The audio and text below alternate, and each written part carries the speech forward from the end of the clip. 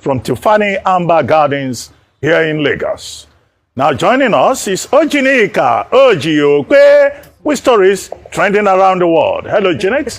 Merry Christmas. Merry Christmas to you, Dr. Abati. I just busted out laughing. Merry Christmas. You look lovely. And he's such a special being. Rufy on fire. I saw you dancing to Aria Star. Yes, sir. You were a perfect backup dancer. Yes, sir. Can I hire you? Please do. Please. Don't worry, I'll tell her management team. Why not? Well done. You know Rufai loves to dance. It's a festive season. Good morning to you viewers and Merry Christmas. Let's begin what's trending. As Christians across the globe celebrate the birth of Christ, Nigeria's president, Bola Ahmed TINUBU, in his Christmas Day message, assured Nigerians of his administration's commitment to alleviating the suffering of the masses. TINUBU also expressed optimism that the nation will witness a new dawn of prosperity. He said, and I quote, "Be confident that by the strength of our joint endeavor, we will shortly emerge into a new dawn of prosperity, peace, and irreversible progress. And as you celebrate this season, please spare a moment of remembrance and prayer for the men and women of our nation's armed forces, bearing arms in our names and ensuring our safety. May God protect them and bring them back to their families." I thought that was a very important message, Ayo. But other state governors, if you look at this day, I believe page 46, also share their Christmas messages. We got, the Lagos state governor. We also got, the Kwara state governor, Peter Obi. They all shared Christmas messages. But in the meantime, President TINUBU's special advisor on media and publicity, Ajuri Ngelale, has urged Nigerians to be good ambassadors, stating that neither TINUBU nor the party to which he belongs can build Nigeria alone. Ajuri made the comment during a live television interview. Let's take a look before we come back for a discussion. Everywhere we go in the world, we're ambassadors, not those people who pass through Senate confirmation. Every last one of us, 200 million plus, we are all ambassadors of our country the moment we step outside. And how we communicate about ourselves and to ourselves, particularly on global open platforms like Twitter, Facebook, these things matter because people are watching us. Do we respect ourselves? Do we respect our country? Do we have dignity? Do we treat ourselves in an honorable way? People are watching us. And I've always said that, look, we don't want to undermine the very important work His Excellency Mr. President is doing, going around the world, actively courting investment and securing investment, not just asking for it, but getting it. We don't want to undermine that by engaging in this self-fulfilling prophecy, right? Where we say, oh, things are so bad in Nigeria. Oh, unemployment is high. Our youths don't have jobs, this and that. Meanwhile, the people that will bring their money to create these opportunities are the same people you're saying Nigeria is this, Nigeria is that, Nigeria cannot be better, Nigeria is a terrible place to be, we need to run from Nigeria. We have to be mindful. See, every nation has its problems. If you go to the United States and you live there, you will know what their problems are. But they're very careful about how they present themselves to the world. They don't play with it. There's a way that they handle themselves in-house and a way that they handle themselves in public spaces, giving speeches and all of this. My point is, yes, we all want the Nigeria of our dreams, and we're working assiduously to achieve that. But as we do so, we should, I think, get to a point where we understand that electioneering and the process of campaign, it ends and governance begins. Well, all right, Rufai, Ayo, Dr. Abati, obviously you know that this comment will generate a lot of reactions. Let me take Michael's tweet. He wrote, "I agree 100% that it is all hands on deck when it comes to nation building, but government needs to provide a strong, stable, and secure foundation required to encourage citizens to participate, believe, and invest in building the nation." I mean, no citizen of Nigeria would like to paint Nigeria in a bad light. I mean, I think that Ajuri Ngelale made a lot of valid points, but it's also important to be able to criticize when the time comes. I tell people constructive criticism by the citizenry to government is the biggest form of patriotism. Absolutely. It is not because they don't love their country. In fact, it's because they love their country too much and they want you to do well. That's why they criticize. So, like Ajuri said, all hands must be on deck. The government too should do their own part. But the problem is the government hardly does their parts. You see, that's why it's very sad. Okay, take for instance this train something. You will have thought that they should do more logistics properly. You know, you want to give the free train 5 million people. Yeah. You want to give half price of bus. At least you should have done more logistics. See a way you can track them. See you can make it more seamless for people. Look at the trip to Dubai. Squandering our riches. Look at the budgets that we went through the cycle. Yes. The fact that how some ministries were getting, how cars were, your money was used to buy cars for the wife of the president.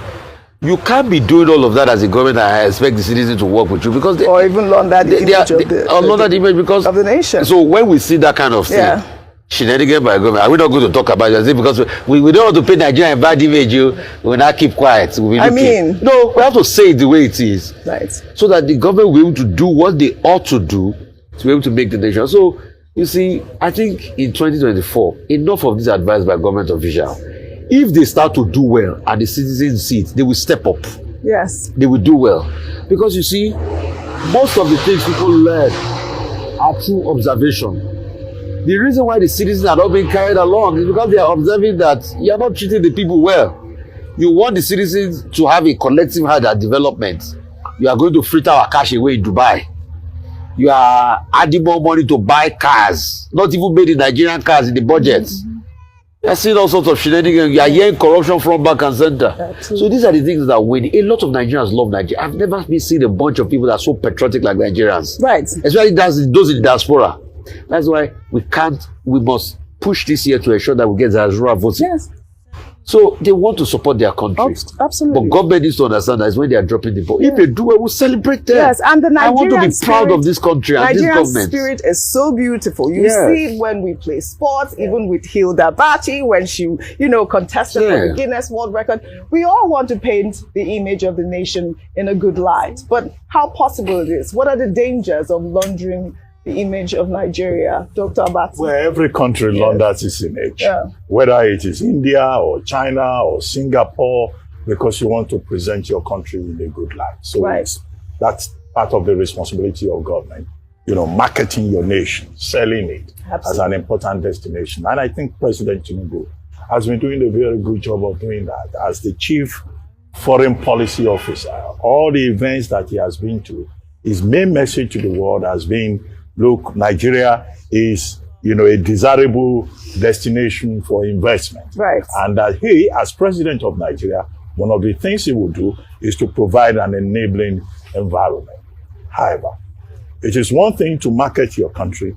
It is another thing to make sure that, in fact, that enabling environment is available in terms of security, in terms of foreign exchange opportunities, in terms of investment, opportunities, in the real sense of it. And this will form the substance of President TINUBU's 8-point agenda, with which he has been engaging Nigerians under the rubric of renewed hope, what he calls the renewed hope agenda. Now, to go to his Christmas message, I made a point earlier on this program that the main thing that sustains Christianity, the Christian faith, is optimism, hope that tomorrow will be better. And what do politicians sell? They sell hope, so that, people can be reassured that tomorrow will be better. And that's principally what President TINUBU did today when he said, he was restating his commitment to serving Nigerians. 2, that his government will continue to provide palliatives, and then calling on Nigerians to be kind to one another. And then, of course, he used the opportunity to remember the fallen heroes who paid the biggest price for serving their countries. When his wife spoke to children, she also struck the same line about optimism. Now, Ajuru Ngelale, talking about every one of us playing a part, well, that's a no-brainer, okay? What government has always said, from Jonathan, from Yaradua to Jonathan, to Buhari, to TINUBU, is to say that the business of making Nigeria bigger, was it greater, that they say in the United States, it's a collective responsibility. So there's something in the books called citizen responsibility, civic responsibility. So we also have a responsibility. However, the part of it that we have problems with is that when our leaders tell us that we have a responsibility to make Nigeria better and that we need to make sacrifice, our concern is that the people make the sacrifice, We are resilient in the face of sacrifice. But our leaders, do they make the same sacrifice? Right. People cannot travel even with a 50% reduction. Our lawmakers, they are collecting SUVs. Okay? They have collected bonuses to go and enjoy themselves at Christmas at a time when inflation is over 28%. Many Nigerians do not even know it's Christmas. Many of the people in IDP camps, internally displaced persons, they don't know it's Christmas. Yes. Okay? So the message is, yes, the people of Nigeria are ready to make sacrifice. After all, we were once described by the Swedish Institute as the happiest people on earth because we are told that suffering has become very genetic. It has been ingrained in our DNA. No matter how bad the situation is, Nigerians are perpetually optimistic. What we expect in 2024 is that those who lead us from president down to the subnationals will walk the talk. The people will make the sacrifice. We should also see them too, leading by example, making the sacrifice. That will be the true expression of collective responsibility. That responsibility should not be one-sided. Absolutely. That's my point. Ajuri also made the point that building Nigeria shouldn't be a partisan issue. I mean, I don't know what you make of that. Yes, I mean, absolutely. Like Dr. Abati mentioned, it's a no-brainer. And he's spoken well. He said the things that ought to be said, and truly, when it comes to the nation, everyone should put all hands should be on deck. Even the president, during his speech, his inaugural speech, had said that he was not going to work along party lines. He was willing to draw everyone in to ensure that we build this nation. At the end of the day, no matter where you go, Nigeria is home. And that's why I say east or west home is best. I said it once here that if you ask the number of people who've jackpot or who've migrated to other parts of the world, many of them would rather be home in Nigeria if Nigeria was an enabling environment to thrive. But unfortunately, necessity has pushed them to another country, and so they have to support Nigeria from afar. And that's why I support very much the fact that if you want us to stay or to support Nigeria, irrespective of your political party affiliation, irrespective of your ethnic background, just being Nigerian, then it must start from the top. Leadership is from the top. You must lead by example. Right. I believe that Nigerians are one of the most loyal and faithful citizens across the world, because no matter what has been thrown at us, naira scarcity, fuel scarcity, ethnic violence, different things, we still come back. We want to build the nation. Right. The reason why people are actually actively involved in politics and criticize government where there needs to be criticism is because there's a love. It's born from a love for this nation and the desire to see this nation work. No one is criticizing government because they want to pull down the nation. Right. Because if you do that, where are you going to go to? At the heart of criticism is a desire to see change. At the heart of criticism is a passion for this nation. And so, whilst he's speaking absolutely correct, and we must continue to remind ourselves that the government must also lead by example, because it seems as if they don't have the passion for Nigeria, because we don't put the headlines out there that someone has stolen 35 billion naira or a snake has come into a complex to steal something.